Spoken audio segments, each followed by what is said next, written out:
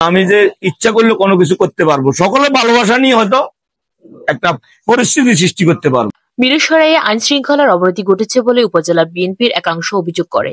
পরিকল্পিতভাবে একটি স্বার্থান্বেষী মহল পতিত স্বৈরাচার আওয়ামী লীগের দোসর আইন শৃঙ্খলার অবনতি ঘটিয়ে জাতীয়তাবাদী শক্তির উপর দোষ চাপিয়ে জনমনে বিভ্রান্তি ছড়াচ্ছে। সাথে আমাদের যোগাযোগ আছে, মিরসরাইয়ের সার্বিক এই অবকাঠামো উন্নয়নের জন্য প্রশাসনের সাথে আমরা চেষ্টা করে যাচ্ছি কিছু করা যায় কিনা। শনিবার ৮ ফেব্রুয়ারি উপজেলা সদরে একটি রেস্তোরাঁয় সংবাদ সম্মেলনের মাধ্যমে এমন অভিযোগ করেন চট্টগ্রাম উত্তর জেলা বিএনপি যুগ্ম আহ্বায়ক নুরুল আমিন চেয়ারম্যান। শৃঙ্খলার মধ্যে চলে, সে নিয়মের মধ্যে আমি ইচ্ছা করলে আমি ব্যক্তি নুরুল আমিন কাউকে বহিষ্কার করা আবিষ্কার করার কোনো ক্ষমতা রাখে না।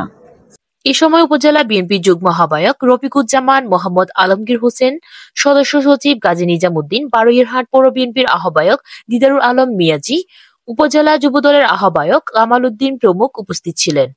সংবাদ সম্মেলনে নুরুল আমিন চেয়ারম্যান লিখিত বক্তব্যে বলেন, আওয়ামী লীগের সন্ত্রাসীরা বিভিন্ন স্থানে চুরি, ছিনতাই, অবৈধভাবে মাটি কাটা, সরকারি জায়গা দখল সহ নানা ষড়যন্ত্রের মাধ্যমে উপজেলা আইন শৃঙ্খলার অবনতি ঘটাচ্ছে।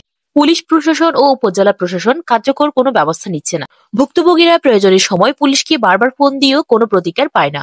তাই আমরা সংবাদ সম্মেলনের মাধ্যমে উপজেলা আইন শৃঙ্খলার উন্নতি ঘটাতে সকলের সহযোগিতা কামনা করছি এবং 10 দফা প্রস্তাব বাস্তবায়নের দাবি জানাচ্ছি এবং করা যাবো ইনশাল্লাহ। ধন্যবাদ সকলকে।